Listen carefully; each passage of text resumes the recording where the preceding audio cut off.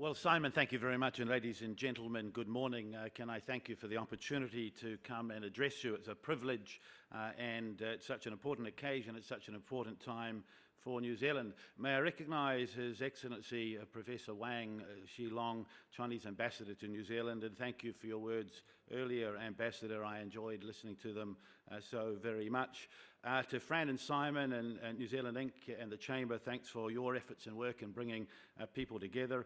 And to Damien, I think he's had to go, and Senator Tim, Minister, can I say, Tim, I particularly enjoyed your work. Australia and New Zealand have always worked so very, very well together. I remember as previous Trade Minister when the US pulled out of TPP, it was New Zealand and Australia, a double team of good cop, bad cop, that slowly went around the other countries to convince them or bend their will, particularly Canada from memory, to continue with the agreement, something that's there now that we can all be proud of and continue to talk about.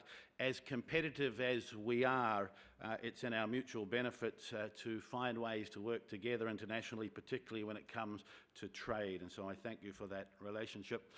Ladies and gentlemen, I remember 7 or 8 years ago when I was on a second or third visit as a minister to China, and we had a very large business delegation, Trade Minister John Key as Prime Minister.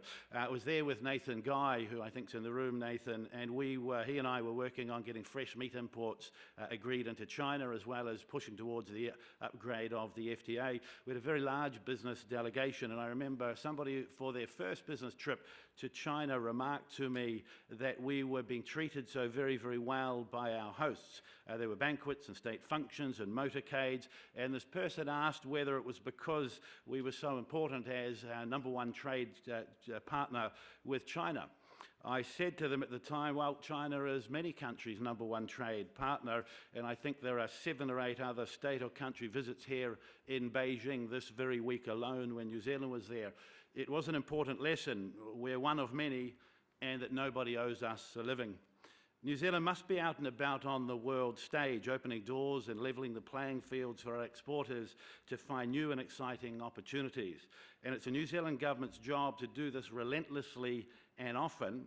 After all, in our absence, other nations will visit these capitals, Beijing, and secure the access and build those relationships that we deserve and depend upon.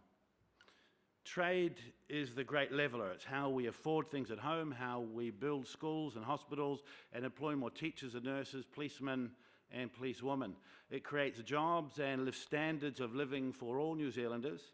And think of it this way, we often hear that New Zealand produces enough food to feed 40 million people around the world, or it's 400 million people around the world who get 10% of their diet from New Zealand.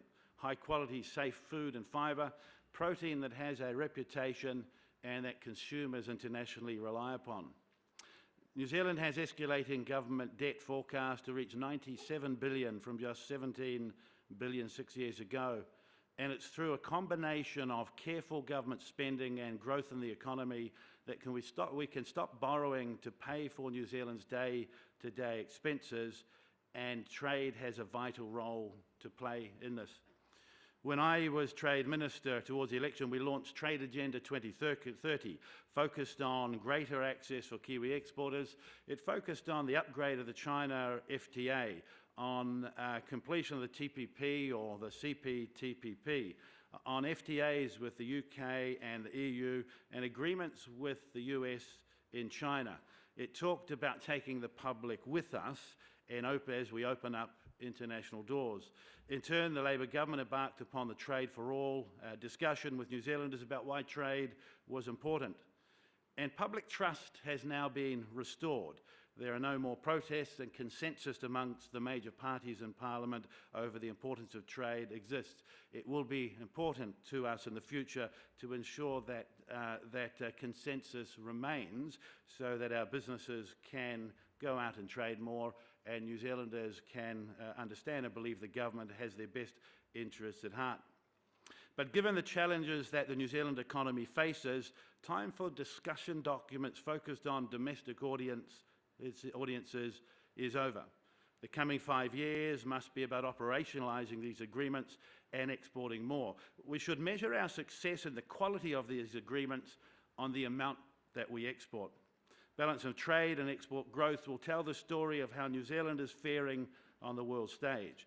There's more work to do on high-quality trade agreements and access, but our focus must also move to trading more, growing the economy and getting debt down.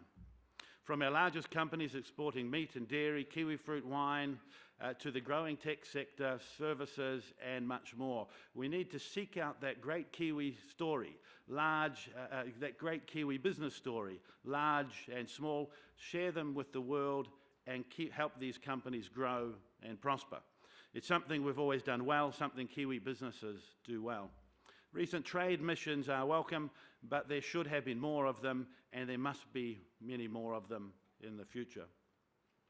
New Zealand has always prided itself on an independent foreign policy. It's an important part of who we are. We must protect this, stand up for the things that we think are important domestically and on the world stage, because our values are important. For a small nation, our voice is respected and our efforts are welcome. In the Pacific, in Asia, the American continents, and in Europe, we have an important role to play, but we can only play this role when our ministers and government is active.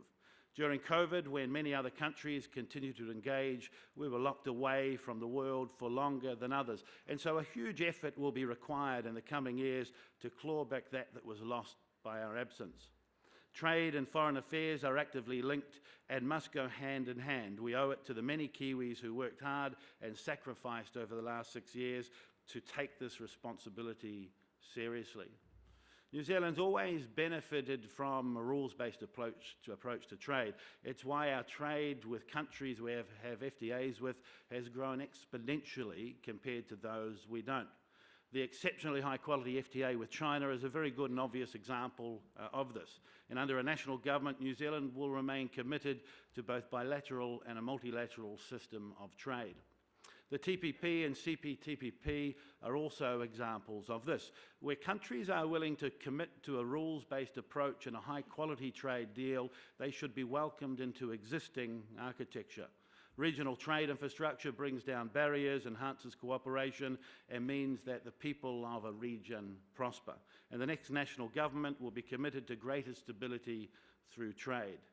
You know, New Zealand has the world's best trade negotiators. When I was as Minister overseas, the other nations would often have 10 or 20 or 30 officials to our very one. We punch above our weight in everywhere that we go. But we need to remain competitive. We must invest more in our ability to do more and to make sure that we have the best officials today and into that future. Build capacity now for a future and future-proof our ability to get more from markets through better and higher quality agreements.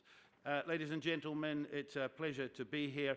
Can I finally recognise the leadership and significant contribution of the New Zealand Chinese community. You play an extremely important role in making New Zealand a better place. Your hard work, particularly in the business community, is valued, it's recognised and it's welcomed, and I wish you well for the rest of the conference. Thank you.